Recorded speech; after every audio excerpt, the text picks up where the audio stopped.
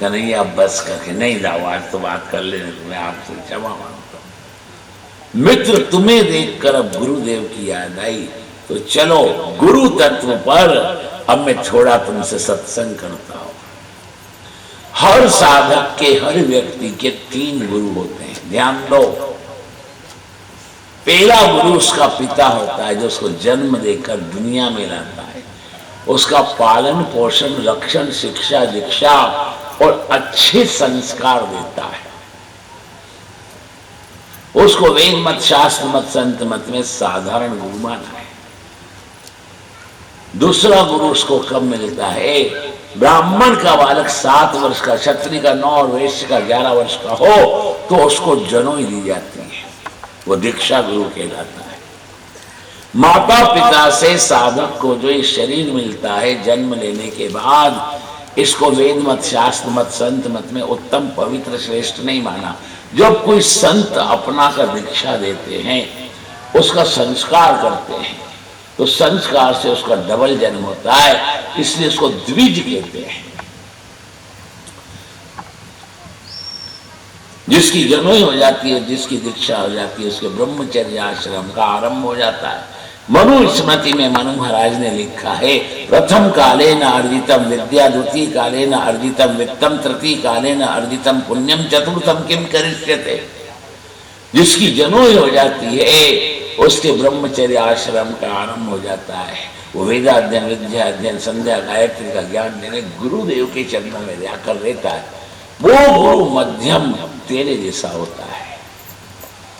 तीसरे गुरु होते हैं सदगुरु, जो सद शिष्य को अपना कर सहानुभूति नहीं करते, समान अनुभूति करा देते। ध्यान दो, गुरु शिष्य बनाता है, सदगुरु सदगुरु बनाते हैं। गुरु जब किसी को शिष्य बनाते हैं तो शिष्य में मानवता प्रकट होती है। सदगुरु किसी को जिसको अपनाते हैं वो मानव देव हो जाता है। गुरु दीक्षा और सदगुरु दीक्षा में यह अंतर है। सदगुरु सर्वकाल अपने शिष्य का पाप से, पतन से, अज्ञान से, कुसंग से, स्वरूप और लक्ष्य के भ्रष्ट होने से रक्षण करते हैं। जब तक वो उसको परमात्मा का दर्शन नहीं करा देते तब तक उसके ऋण में है। सदगुरु सत्शिष्य को परमात्मा की प्राप्ति कराते हैं। अभी आपसे का साचा उपदेश देत, बली बली मति देत, कुमति को हरत है, भाव देत, भक्ति देत, पंथ की प्रतीति देत, ब्रह्म को दिखाए के ब्रह्ममय करत। वो सदगुरु सुदामा मेरे जैसे होते हैं। सदगुरु तत्व और ईश्वर तत्व में अंतर नहीं, दोनों एक है। जिस तरह ईश्वर व सर्वव्यापक है, सदगुरु देव भी सर्वव्यापक है। सर्वव्यापक ईश्वर का दर्शन आंख से नहीं, बुद्धि और ज्ञान से अनुभव होता है। उसी तरह आप सद शिष्य बन जाओ, सदगुरु देव आपके पास चल के आए। सदगुरु को शोधने की जरूरत नहीं, आप सद शिष्य बन जाओ। सुदामा सदगुरु मेरा स्वरूप होते हैं। इस संसार में मेरा दर्शन करना तो संत और सदगुरु के रूप में मैं हूं। मेरी माया का दर्शन करना हो तो स्त्री मेरी चलती फिरती माया है कि बस बस का नहीं है, बस तूने तो उसका विचार का दिमाग खा लिया, अब सोने दे। अच्छा मित्र, शाम को क्या बनवाऊं कि शाम तो हो गई कन्हैया, अब मैं कुछ नहीं खाऊंगा। कि नहीं, इतनी दूर से चल कर आए हो, गाय का गरम गरम कोमठ दूध पीना पड़ेगा। रुक्मणी जी दूध लाएगी जिसमें केसर, इलायची और जायफल घिसा हुआ। सुदामा ने दूध पिया, भगवान ने कुल्ला कराया। अब मित्र सो जाओ, सुबह ब्राह्म मुहूर्त लगने से पहले गोमती सागर संगम पे चलकर संध्या गायत्री करेंगे। सुदामदेव सो गए। बलराम श्री कृष्ण भी अपने अपने गंतव्य स्थान पर जाकर पहुंच गए। सुबह 3:30 बजे सुदामा ने सैया छोड़ी तो डोल लाल को गए, मल स्नान किया। इधर उद्धव सात्विकी को लेकर बलराम श्री कृष्ण, चलो मित्र गोमती गंगा में स्नान करके प्रातः संध्या वहीं करेंगे। भगवान ने अपने रथ पर सुदामदेव को बिठाया। दाऊजी भी बैठे, उद्धव सात्विकी भी बैठे। दारुक सात्विकी का चल दारुक, जहां गोमती गंगा समुद्र में मिलती है वो गोमती सागर संगम के तट पर चले। दारुक सारथी रथ लेकर आए। सुदामा श्री कृष्ण बलराम उद्धव सारथी के साथ स्नान करते हैं, प्रातः संध्या नित्य नैमित्तिक सत्कर्म करते हैं। सत्कर्म करके वापस फिर रुक्मणी जी के महल में आए। आज रुक्मणी मैया ने 56 भोग 36 व्यंजन की सामग्री बनाई। चांदी के थाल सोने की कटोरे में वो सामग्री परसी, सबने आज प्रसादी दी। प्रसादी पूरी होने के बाद सुदाम देव ने थोड़ा विश्राम किया। फिर तो 2.5 घड़ी 1 घंटे के बाद भगवान गौर सुंदर श्याम सुंदर, चलो सुदामा द्वारिका की सुधर्मा नाम की सभा में चलो, दरबार लगा है, मैं अपने जनक जननी से आपको मिलाकर आशीर्वाद दिलाऊं। इस द्वारिका के राजा मेरे नाना उग्रसेन है, हमारे कुल गुरु गर्गाचार्य जी से भी तुम्हें मिलाऊं, चलो।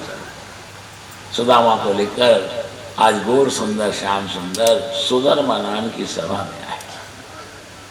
ये मेरे जनक वसुदेव जी, ये मेरी जननी माँ देवकी। सुदामा चरण से लग के पैर पड़ते हैं, आयुष्मान भव यशस्वी भव। ये मेरे नाना उग्रसेन के चरण छुए, मार्कंडे आदि भव। ये हमारे कुल गुरु गर्गाचार्य चरण छुए, चिरंजीवी भव यशस्वी भव। धीरे से भगवान बोले, वो तुम्हारी बहुएं खड़ी हैं लेन लगा के 16,108 एक एक करके आशीर्वाद लेना चाहती है। नहीं कन्हैया, हाफ जाऊंगा श्वास भर जाएगी, दम निकल सकती है, तो अब तक कहूंगा शतपुत्रवती भव अखंड सौभाग्यवती भव। कन्हैया तो बोल, वहीं से एक साथ सब प्रणाम कर, मैं एक बार में एक साथ सबको आशीर्वाद दूंगा। भैया मेरे मित्र की ये इच्छा है, आप वहीं से दंडवत करो। 16,108 रानियों ने भगवान की जो धर्म पत्नियां हैं वहीं से प्रणाम किया। भगवान ने वहीं से सुदामा ने आशीर्वाद दिया, अखंड सौभाग्यवती भव शतपुत्रवती भव। उसके बाद फिर तो भगवान ने कहा, मित्र मेरी भाभी माँ ने मेरे लिए क्या पूछाया वो तो, कहाँ द्वारिका का ऐश्वर्य, कहाँ फटे चीथड़े में 3 मुष्टिक पौवा। सुदामा लजाने लगे।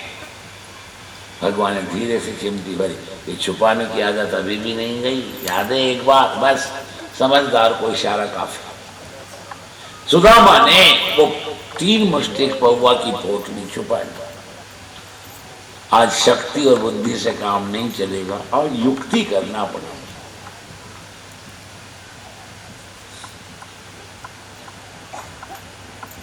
भगवान ने कहा, अच्छा पहले मैं तुम्हारी पूजा कर दूं। गर्गाचार्य जी से कहा, गुरुदेव पूजा का थाल लाओ, आज मेरे मित्र की इस भरी सभा में पूजा करना है। गर्गाचार्य जी पूजा का थाल लाए। सुदामा के कपाल पर चंदन की अर्चा करने के लिए सोने की कटोरी में से केसर मिश्रित चंदन लिया और सुदामा के कपाल पर जब चंदन की अर्चा करने को भगवान ने दृष्टि डाली, विधाता ने लिखा था सिरिक्षय, ये यति होगा, योगी होगा, भक्त होगा, उपासक होगा, कर्मी होगा, ज्ञानी होगा, पर पूर्व जन्म का कोई ऐसा दृढ़ प्रारब्ध है, इससे ये दरिद्र होगा। सिरिक्षय। आज भगवान के नेत्र अश्रुपात में होने लगा, भगवान के नेत्र आज डगमगा गए, भर गए। इस विधाता को अक्कल नहीं, इसने मेरे सुदामा के कपाल पर कैसे लिख दिया सिरिक्षय। आज भगवान ने विधाता के लेख को मिटाया और लिख दिया यक्षश्री। जो कुबेर के खजाने में ऐश्वर्य दौलत और धन नहीं, वो मेरे सुदामा के बारे में है। सुखदेव महामुनि आचार्य वर्णन करते हैं, राजन श्रवण करो, जगत में सबसे श्रेष्ठ होता है ब्रह्म ज्ञान। कई ऐसे ब्रह्म ज्ञानी है जिनको 4 वेद 6 शास्त्र कंठस्थ हैं। ब्रह्म ज्ञान सबसे श्रेष्ठ है, पर ब्रह्म ज्ञान से बलवान प्रारब्ध होता है। प्रारब्ध का नाश ब्रह्म ज्ञान से नहीं होता। बड़े बड़े ब्रह्मज्ञानी यति योगी सन्यासी जीवन के उत्तर काल में प्रारब्ध का फल भोगते हैं। कईयों का तो एक्सीडेंट से मरण होता है, उनकी लाश को ऐसे सोलना पड़ती है। कई दवा खाने में वेंटिलेटर पर पड़े देते हैं, उनकी ओपन हार्ट सर्जरी होती है, उनको ऑक्सीजन लगती है, उनको बाटली चढ़ती है, ग्लूकोज की, खून चढ़ता है। बड़े बड़े ब्रह्मज्ञानी भी प्रारब्ध का नाश ब्रह्म ज्ञान से नहीं कर सकते। प्रारब्ध का नाश भगवान के नाम से होता है। भगवान के नाम में एक ऐसी शक्ति, वो प्रारब्ध का भी विनाश कर डालते हैं। तुलसीदास महाराज वर्णन करते, मंत्र महामणि विषय व्याल के, मेटत कठिन कुअंक भाल के कुअंक मेटत।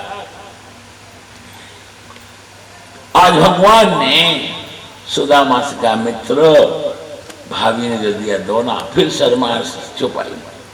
फिर तो सुदामा का देखो, ये सुधर्मा नाम की सभा है द्वारिका की, इस पर रामायण की कैसे भित्ति चित्र बनाए कलाकार ने, मुंह से बोल रहा है। सुदामा ऊपर दीवार पर चित्र देखते हैं, काख में खुशी हुई पोटली खींची। आज बड़ी सभा में भगवान ने पोटली ली और खोली, एक मुट्ठी चावल खाया, सुदामा को धरती का सारा ऐश्वर्य दे दिया। दूसरी मुट्ठी ली और आरोगी स्वर्ग और स्वर्ग का ऐश्वर्य दे दिया।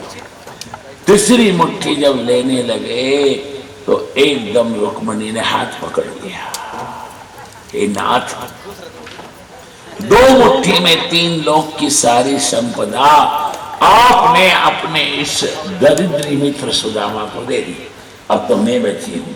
तीसरी मुट्ठी आरोकर, क्या इस दरिद्री ब्राह्मण को मेरा भी दान कर दोगे? अकेली लक्ष्मी जब भी बोलती है अहंकार में बोलती है। आज लक्ष्मी जी ने जब ऐसा कहा, भगवान ने हाथ पकड़कर झंझोड़ दिया, जा यहां से, तेरे हुए कपड़े पहनकर तेरे पिता के घर से तेरा हरण करके लाया, तेरे पास है क्या? तू मेरे सुदामा को क्या देगी? तेरे हुए कपड़े से तेरा हरण करके लाया। आज रुक्मणी जी घबरा गई, लगता मेरे को निकाल कर इस ब्राह्मण को घर में रखेंगे। आज सुदामा के चरणों में गिरकर भगवान क्षमा मांगने लगे, अरे मित्र, ये रुक्मणी है नहीं, मैंने आपका अपमान किया, क्योंकि पत्नी पति की अर्धांगिनी होती है, आधा अंग होता है, क्षमा करो। कि नहीं मित्र, भाभी ने बिल्कुल सही किया, मैं बूढ़ा, मैं बीमार, मैं लाचार, मैं निकम्मा, मैं रोगी, मैं दरिद्री। कि नहीं, तेरे जैसे अकिंचन भक्तों से सुदामा मेरी शोभा है।